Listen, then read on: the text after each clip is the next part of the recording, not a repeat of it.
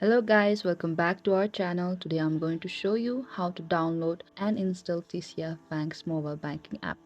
So first, open the App Store for iOS device or Google Play Store for Android devices on your smartphone.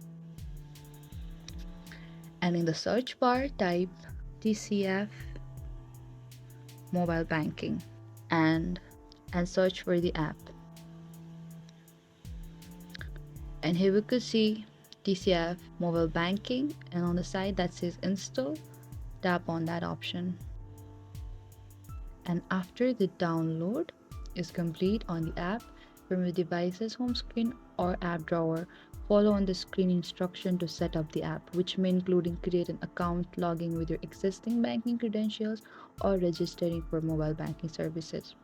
And once you have completed the setup process, you can start using TCF mobile banking to access your accounts, make transactions, check balances, pay bills, and more. Thank you so much guys for watching this video. I hope I could help you. Don't forget to like, subscribe, and hit the notification bell icon for more upcoming uploads.